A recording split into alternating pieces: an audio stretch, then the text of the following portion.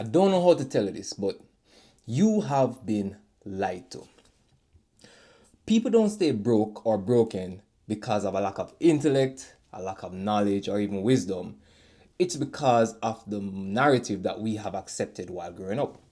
And some of these narratives have actually sabotaged and hindered our growth. And today, I do want to look at some of these myths that we have accepted as truths and debunk them, dismantle them, and I'm going to shell them down today. So here are some of the myths that have been holding us back and that we are going to dismantle so that we can live a blessed and fulfilled life from here on. All right, let's go. So myth number one, I don't need any help. One of the greatest lies we've ever been told is you can do it all on your own. You don't need any help. Be independent. And I believe this is a lie of isolation which the enemy uses to hinder our progress. And if it is that you look at it, even as children, we're saying, make sure you can do your homework by yourself, don't get any help.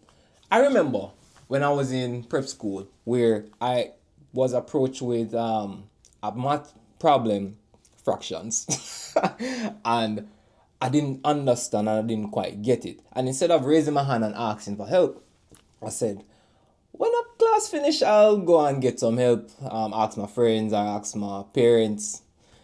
That never work. So I wasted a lot of time in tackling the solution right there when the teacher could have just helped me right there then and solving that issue. And I think we do that and we take that approach in life where we hinder our own progress rather than getting the help we need right there and then. Now, if it is that we look up the life of Christ, even when he came, I think he provided an amazing model of how to receive help and how to do life with each other. Because I believe there is strength in numbers, there is strength in community. As the song goes, no man is an island, no man stands alone. Each man's joy is joy to me, each man's grief is my own. And I believe in this, that there is strength in numbers. We all need help. Because I am sure you never build a car where you are going to work with today. I'm sure the food that you cook with, I know you did great. And I am sure that the clothes on your back, I know you did sew it. So we all need help. There is no such thing as self-made. You get me? So this is something that I think we need to understand.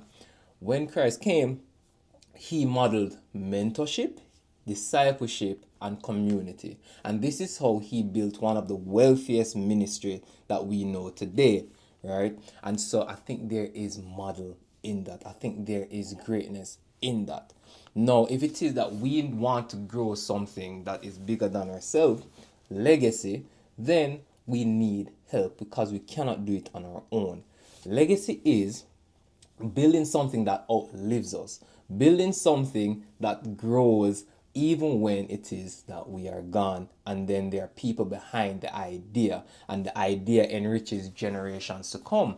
And the only way to do this is having people behind us. The only way to do this is having people in front of us that can pull us or guide us in regards to that dream, that goal, or ambition that we have. And so if it is that we want to have a successful or fulfilling life, we need help. So what is it that I'm really trying to say? If it is that we apply I need help to our situations, mentorship provides So what is it that I'm really trying to say? What I'm saying is when we receive help in the form of mentorship, this helps us to save time in reaching our goals or achieving our goals. When it is that we receive help in community, this exposes us to opportunity. And when it is that we get support, it multiplies impact. So getting help is not a sign of weakness. It's actually a sign of strength. So if it is that you do need help, get the help that you need. Another great lie that we've been told is business is just business. Don't take it too personal. Well, I am here to tell you today, I want you to take it very personal because this is your life's work. This is your purpose. You have put blood, sweat, and tears into what you're doing. How dare someone tell you not to take it personal? Also, them rude. So, what it is I want you to see is that when we take things personal, it is not saying don't have boundaries, but rather it is identifying that this is important to us and to incorporate our feelings and emotions within it, and that's okay. Now, would you go to a doctor who didn't care? Would you want a teacher who didn't put passion into the work that they're teaching? Or would you want a leader who didn't care about the mission? No. So how fair is it to say that we shouldn't care? Detachment is false.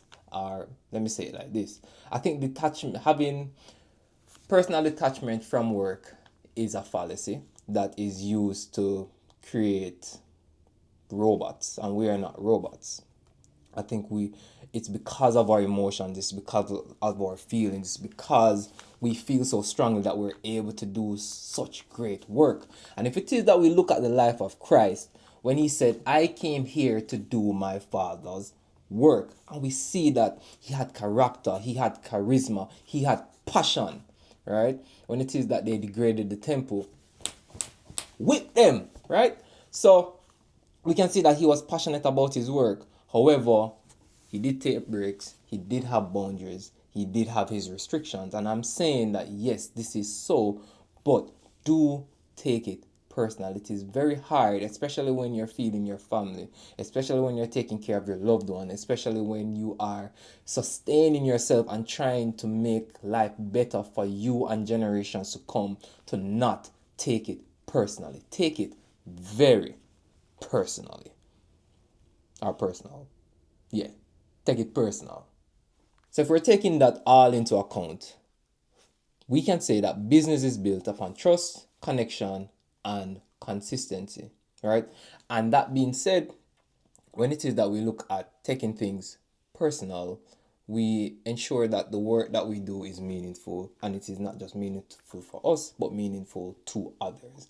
Because it's not about just providing a product, it's about helping people, it's about providing value within the marketplace, and also touching the lives with our ideas, our purpose, and our lives. One of the greatest lies that we've ever told ourselves is that I will get it done later. I will when I And what later really is fear wearing patience. No, if the thing really is that sometimes we're just very fearful of getting the thing done and we kick the rock or the responsibility down the road. However, action is what breeds clarity. Sometimes we depend on motivation too much, but we can get lost in the sauce.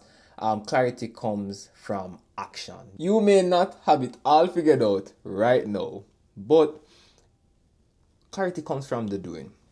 And so, what I want to do is encourage you to act today. What I want to encourage you to do is to not be afraid of taking those small steps towards your goals. Yes, you may not have it all figured out right now, but as you go forward, as you press forward, yes, you may stumble, yes, you may fall, but you will get the answers that you need from action. So build momentum through your actions. Even if we look at the life of Christ, he started his ministry at 30. He knew it was time to do his work. He didn't wait. He went right into it, right? And even if you look at the lives of David, Paul, Moses, they did not receive clarity when they got their purpose. So, and even Abraham said, "Hey, God said to him, I'm taking you to a place." And he got that word, and he had to wait for the next answers. So don't be afraid, because in truth, if we had all the answers right away, sometimes we wouldn't even take that road. We have to be built during the journey. And so I really want to just encourage you to take the first steps. It may look rough, but I do believe in your capabilities. I do believe you've come this far. I do believe that you are stronger than you really believe you are, and you will become stronger by the doing. Becoming is only in the doing. And so I really do believe that this year will be a fulfilling one for you. If it is that we dismantle these lies that we've been told, and to change what our normal looks like. So receiving the help that we need to ensure that we are exposing ourselves to the opportunities, exposing ourselves to the assistance, to the motivation, to the elevation that we need to get things done and to where we need to be in God's purpose. And the next thing is ensuring that we don't waste our time, all right? That we tackle things now, we don't procrastinate, and even in sense of procrastination, figuring out why it is that we're doing that so that we can find better ways to execute. And what was the second thing we talk about again? Remind me. Yeah, my favorite one, all right? Take it personal. This year, I want you to take everything personal. Yes, having healthy boundaries. Yes, having restrictions. Knowing when to say no. But also knowing that you're working for having a greater life, to impact others, to fulfill God's purpose, to add to his kingdom. Take it very personal. All right. And so this year we are taking on new ideologies. We are restructuring our mind and our framework so that we can build a better life, not just for us, but the people that we care about. So I hope this video was impactful to you. And remember, like, share, talk to me in the comments. Thanks for your patience with me. I will say, we are trying to do this and get it right. So, blessings. Big up yourself and thanks for watching. Take care.